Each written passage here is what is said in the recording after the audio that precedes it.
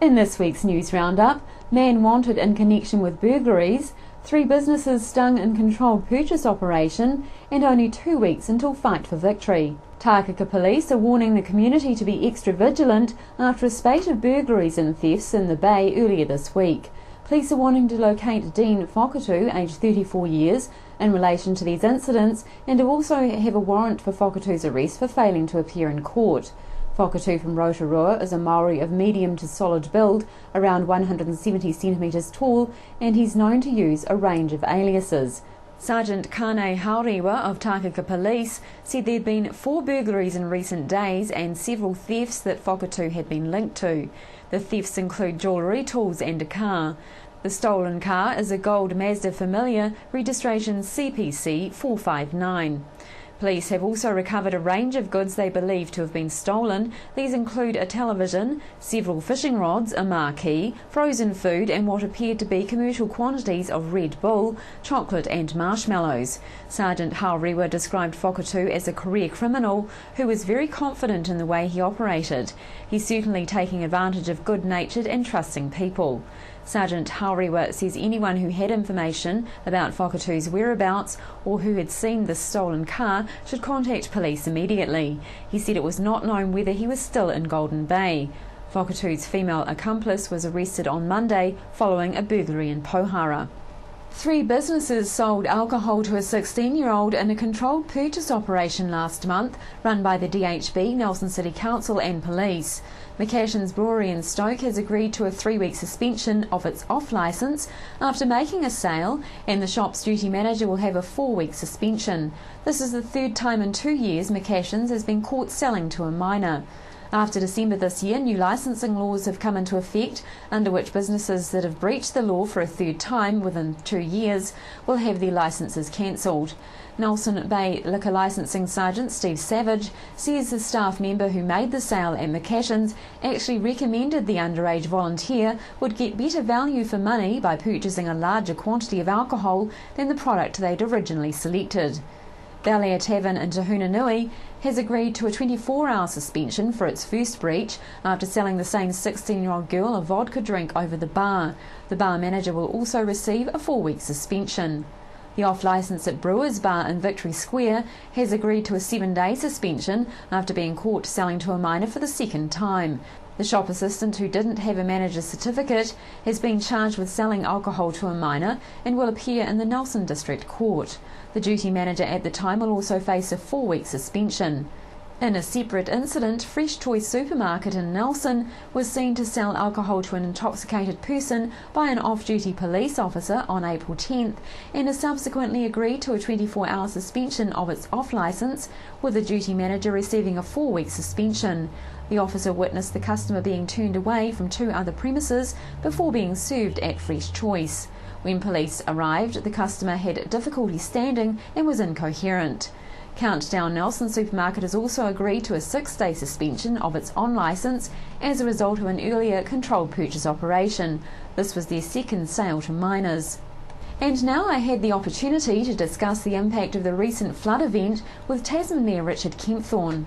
Council has in its latest newsletter highlighted that there are a number of questions to answer regarding the recent flash flood, which Council is now investigating. And those questions are: was the stormwater sufficient? Can Council or Tasman bear the cost of building a system to a far higher than current specification, and are they able to bear the cost? And are these weather bombs becoming the new normal? In your opinion, was the stormwater system sufficient? I think the stormwater system wasn't sufficient for this event. It was it's been worked out as a 1 in 500 year event. It wasn't sufficient for that. But in my opinion, I don't think we'll ever be able to build something for 1 in 500. But I think what this weather bomb did show is that we have some pinch points or areas where it isn't currently adequate. The primary one that I'm aware of is up at Champion Road. There is a culvert, and I think we certainly need to replace it with a larger culvert, and I've actually asked our staff, the Nelson City staff, and some of the key landowners to get together and talk about that and try and come up with a solution that suits for us, because it's not only got to suit for us in Champion Road in Richmond, but it does have to suit for Nelson City as well, because that stream does continue down to the Wakatu Estate where they had significant flooding as well. So we've got to take all of those things into account in finding a solution. And can Tasman bear the cost of building a system to a far higher than current specification? I think certainly going forward we're going to be looking at a higher system than what we've got, but as far as replacing everything we currently have, I don't think we can afford that. But again, as previously I said, in my view, we do have to look at where there are points which are inadequate and look at what we can do to improve them. Are these weather bombs becoming the new normal? Well, certainly for us, if you talk to anybody within Tasman District, over the last 3 years we've had a lot of weather events, and it's in Richmond, it's been in the Motueka Valley, up around the Tapawera area, Wangapeka, Eastern Golden Bay, Richmond. This is the second time for Richmond, the Ariri flood, but also out in the Shenandoah, Glengarry area around Murchison. They've had very significant flooding up there on more than one occasion as well. So in the last 3 years we've had quite a lot of events. Now, whether that's a continuing pattern, who knows? Certainly with global warming it is suggested that we will have more floods and more droughts, and that's what we have experienced in the last 2 or 3 years. Now, Council says the cost to infrastructure is superficial and likely to be significantly less in comparison with the cost to individual landowners and businesses. What is the likely estimated cost to the region? I actually have got no information about what the likely cost is, but I do know that within a day of this flood in Richmond there were 1,500 insurance claims. Now that's a huge number by any standards, and I know that a lot of houses that had water right through them, so that means all the carpets have got to go, a lot of the joinery has to go, the bottom of the walls all have to be taken off, dried out and replaced. So it's a lot of damage, and that doesn't take into account footpaths, driveways, gardens, etc. So it was very expensive for a lot of people.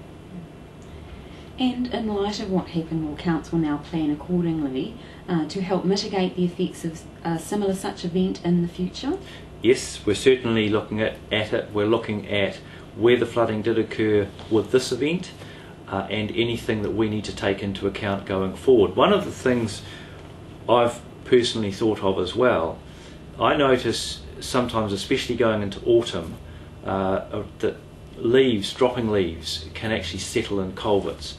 And what I'm going to do is, around our area where we live, I'm just going to go and take a fork out and shift them, because we can wait for council contractors to come around and do it, but I think if we actually take ownership of that ourselves, it actually doesn't take much to do, and it can make a really big difference. You just only need a few leaves to block a stormwater grate, and it can make a huge difference how much water goes down it. And in a flood like that, I'm sure that would have been the case in some of these events. Doesn't mean that council doesn't have to prepare for heavy weather events, especially when we have notification of them. We probably should be out, but I think everybody's aware of how council is trying to save money, and we can't just go and do everything for everybody. I think some of the time, if we can take ownership ourselves and do the smaller bits which we can do, it's really helpful. The Brook Waimarama Sanctuary is gathering a crowd at the Visitor Centre on Saturday, May 25th, for a giant photo opportunity to launch the public phase of the Get Behind the Fence campaign. General Manager Hudson Dodd says they're hoping for a big turnout from everyone who's ever supported the Brook Sanctuary. He says they're calling all supporters, members, volunteers, donors, sponsors, funders and strategic partners such as NMIT, DOC, NCC and TDC, and anyone who's helped the project at any point along its 10-year history. He says this event is a combination thank you for their current and past supporters and the launch of the Friend Get a Friend phase of the fundraising campaign, with materials and information to empower the project's legion of supporters to help enlist the rest of the community in supporting the project by sponsoring a fence post. Hudson says it's a family-friendly event with a focus on the giant photo op at 2 p.m, where a hydraulic lift will ensure all the project's enthusiastic supporters are in the photo. There'll be a barbecue and afternoon tea, demonstration stalls from volunteers who run the trapping program, bird monitoring and track building, and environmental education activities, face painting and spot prizes. The event will go ahead rain or shine, and people are invited to bring their family, friends and curious neighbours. The photo will be taken at 2 p.m. and prizes drawn at 3 p.m. And a 24-year-old local man appeared in the Nelson District Court earlier this week, charged with the aggravated robbery of the Caltex service station in Bishopdale on Sunday. Following a number of police inquiries, the man handed himself into the Nelson police station around midday on Tuesday. He's been charged in relation to a theft from the Rutherford Street service station earlier on Sunday. Detective Sergeant Lex Brunning says police were very pleased to have an arrest so early in the investigation. And it's now only 2 weeks until Fight for Victory at the Trafalgar Centre, a charity event to raise funds for the Victory Boxing Club. Numerous local business people and celebrities will be fighting on June 1st, as well as a mystery opponent for Nelson's Mayor Aldo Miccio. I caught up with Aldo on Thursday night at a training session at Fighting Fit in the Whakatu Industrial Estate. Now, Aldo, you've been for many weeks now training for Fighting for Victory, and how's that training schedule been going? Yeah, it's full on. I think we're about 10 weeks into it now, so it's 3 or 4 boxing sessions a week, and then some running and some football, so it's been nearly every day, especially the last week we're doing training, so it's been tough but good. Lost a bit of weight, getting fit, so yep, can't complain. Excellent. And so what does your schedule sort of involve? Monday, Wednesdays, Thursdays, and sometimes Fridays a bit of boxing, and then running on Tuesday, Thursdays, and Sundays, and football on Saturdays. So yeah, so it's busy, and that's generally outside of work hours, early in the morning, and late at night. So like tonight, we're sparring here tonight on a Thursday night. Fantastic. And just in terms of, what might be going through your head right now, you've only got 2 weeks to go, you must be pretty excited, but also a little apprehensive maybe? Yeah, I don't know if it is exciting. I mean, it's a great cause, and, for the kids in Victory, for the boxing gym, which is really good. But yeah, definitely a little bit anxious, a little bit nervous, what's the opponent doing, what do I need to do, am I fit enough, have I learnt enough, all the rest of it. So 2 weeks, it's, full throttle down now to try and learn as much as you can, yeah. And I also spoke with voluntary coach for the event, Barry Galbraith. Barry, Fighting for Victory, a very special event coming up in 2 weeks' time, and obviously for a very special reason.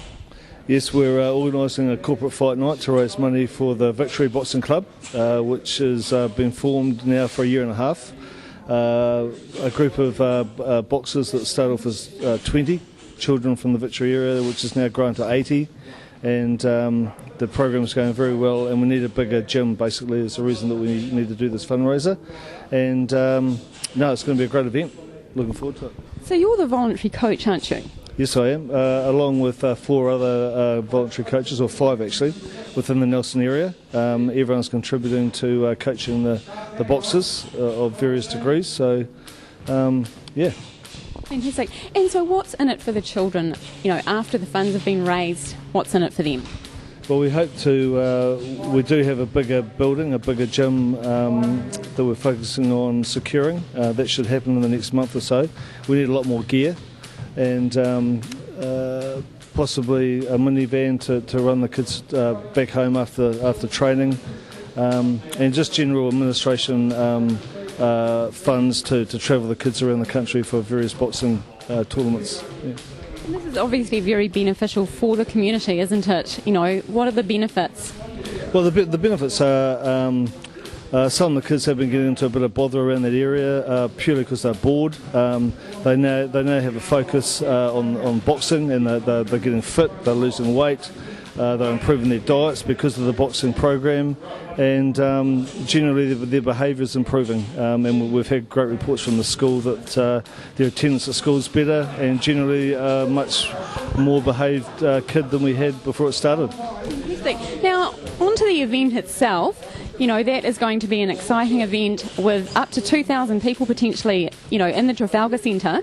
And so how is it going to play out on the night? On the night, we'll have 13 corporate fights of 3 2-minute rounds each. and we have Mike King, the well-known New Zealand comedian, is the MC for the night, and we should have 3.5 hours of good quality boxing. And the great thing about the corporate boxing is it's not a boxing purist would not go and watch it. It's a pure interest factor of people getting out of their comfort zone and getting in the ring in front of a lot of people and really bearing their soul, to be honest. Yeah. Now, on to the audience side of things, potentially, I mean, how many can fit in the Trafalgar Centre? Well, we're limited to where the ring is set, but we hope to attract an audience of about 2,000. We have 500 at the corporate tables, 50 corporate tables of sets of 10 people, and general admission walk-up crowd of about 1,300 to 1,500. So at the moment the corporate tables have all been sold, and the general admission is sitting at about 600 at the moment with 2.5 weeks to go, so I'm sure that we'll close to sell it out. So just looking around me here, everyone seems to be, full-on training for this event. Yes, they are, and it's been 12 weeks now since we got together in camp, 3 groups of boxers with 3 different trainers, and tonight we're having a sparring session where we will do 3 2-minute rounds in the ring with each other with the gloves and all the protective headgear on, and we do this session once a week and have done for the last 12 weeks. The other training sessions involve 2 other nights of just intensive strength training and aerobic boxing training. Corporate hospitality tables are available to purchase and start at $1,500 to $2,500 for a ringside table. Stand seats are $25 for the June 1st event at the Trafalgar Centre. School holidays have come and gone, but the Romans are still here. We caught up with Peter Millwood at the museum in Nelson this week to ask him how the Romans were going and the deal he has on offer for adult visitors to the exhibition. You of course have the Roman machines here in Nelson, and it's a fabulous show. Have you had a lot of response from the public over this show? Well, the numbers during the school holidays were very good, and the response of the public has been fabulous. Yeah. I think everybody who has attended has said, wow, what a great exhibition. We've got more than 3,000 school children visiting the exhibition between now and the end of June, which is absolutely fantastic. And as you would know, we're advertising through your station to let people know that during the week, if they come in after 3:30, it's adults at children's prices. And I think that's actually appealing to quite a lot of people. It's because they know that during the day the place is going to be humming with school children. In fact, as you were coming up the stairs this morning, that's the first of 3 school groups that will come through today, and it's like that virtually every day. They look so well, they're very quiet and they're very attentive to what's going on. They're really quite excited, these kids, about this exhibition. You should see them in the body of the exhibition. Once they actually get in there and they start exploring the machines that are there, I think they get a really good appreciation of just how ingenious the Roman engineers were, because some of what they built, I mean, if you can imagine building a stadium that will seat 80,000 people and building it really with manpower and animals and large machines, not machines powered by petrol and anything like that, It all had to be done by manpower. And to build a stadium that will seat 80,000 people with a retractable sunroof is something that most big cities in New Zealand would dream about, wouldn't they? Wouldn't they? Peter Millwood, it's always a delight to talk with you, and I'm really pleased that the damage that was sustained was only minor. And, well, so are we, and thank you for your interest and support. After the break here on Mainland Television News, Richmond shop closures, consultation on speed limit bylaws opens, and Nelson named top Google e-town. Get your hands on some Roman technology. Discover the amazing legacy of this great empire. Check the Nelson Provincial Museum website for special ticket deals. Waimea Telecommunications, specialising in free-to-air digital television, internet broadband connections, telephone and telecommunications systems. Call Julian Toon at Waimea Telecommunications on 544-4203. Everybody has a story that needs to be told. At the time of death, we reminisce, we honour, we remember. For over 4 generations, Marsden House has been helping Nelson people tell their story with respect and dignity. With the latest developments in multimedia and internet technology, Marsden House can help tell that story with photos, slideshows and music in a funeral service tailored to your wishes. I promise that my professional and qualified funeral directors at Marsden House will assist you when you need it most. How happy are you with the quality of your digital prints? And how safe are those precious memories stored on your computer? Hi, I'm Simon from Nelson City Cameras. Quality 6x4 prints are easy using one of our 8 photo kiosks. Join our loyalty club and print 30 photos or more, and the photos are only 39 cents each. As a member, you also get 50% off enlargements and other great benefits. But wait, there's even more. Our user-friendly kiosks allow you to create photo books, photo gifts and even canvases. If you need a digital camera, binocular, tripod, we have a great range and selection, and our advice is free. We have a fantastic range of photo albums and picture frames to suit your needs and your budget. So print your memories, don't hide them, relive them. Come in and meet the team at Nelson City Cameras, Nelson's most experienced camera shop. 25 years serving Nelson.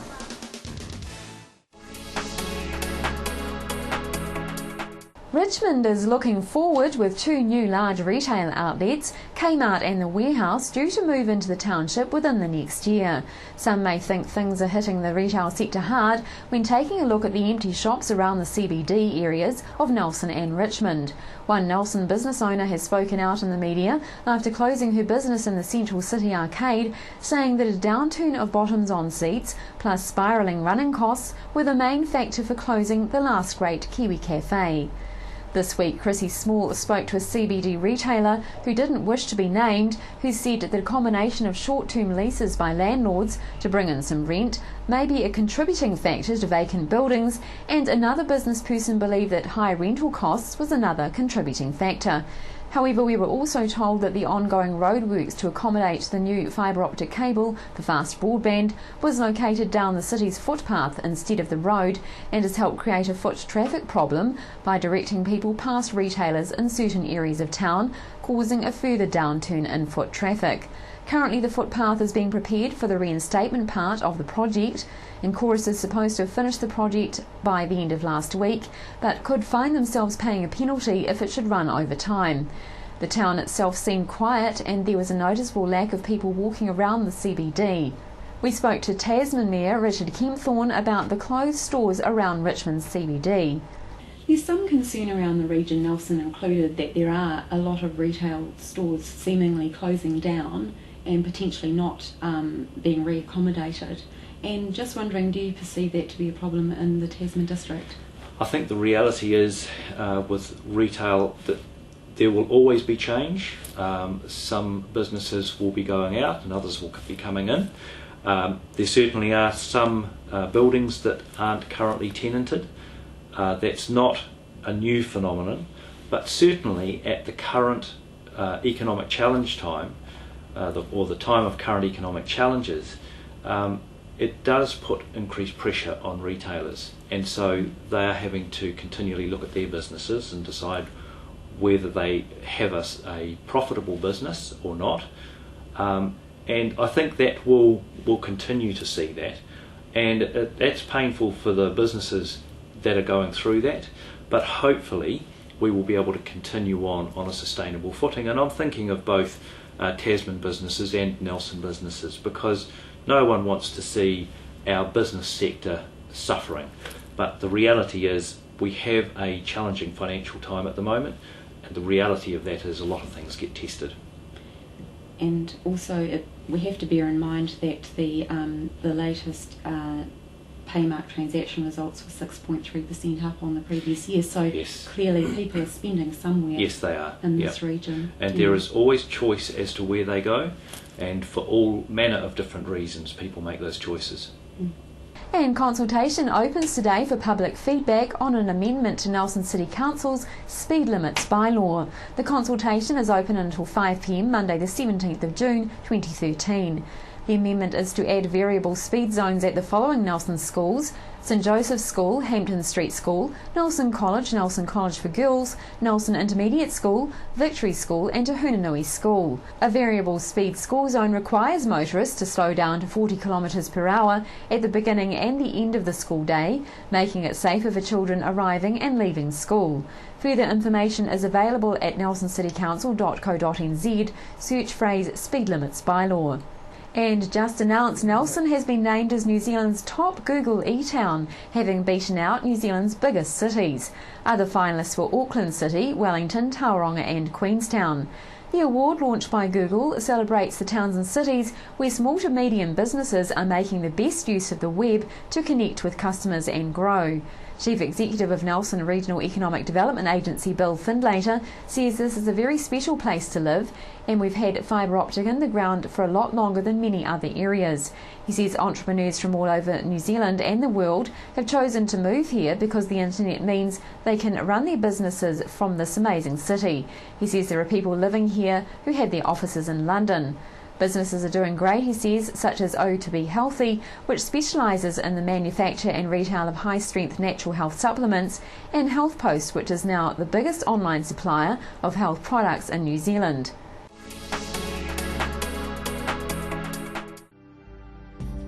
FAV Mobile Solutions are the scooter, walker and wheelchair specialists for the Nelson region.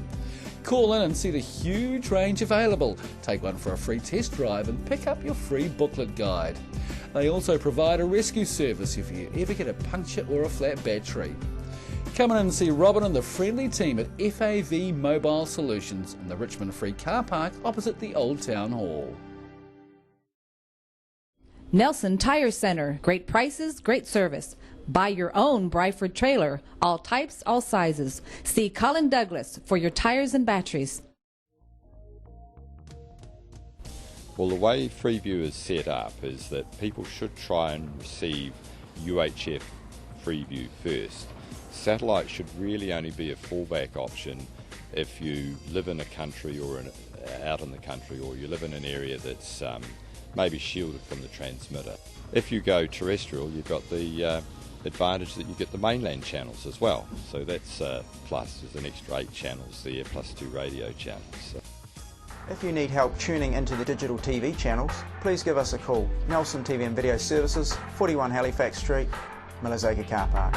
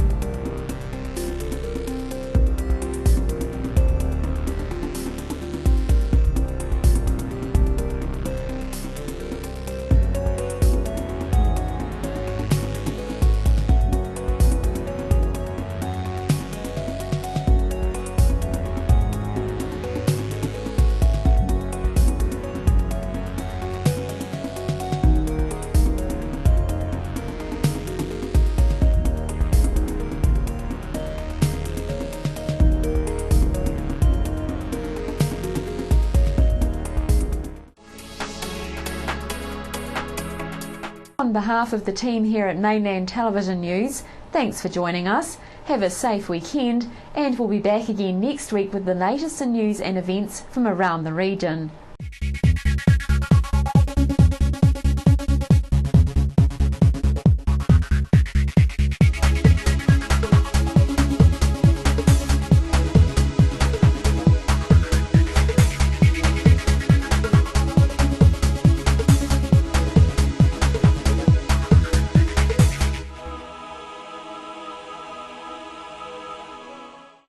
Supporting local content so you can see more of New Zealand on air.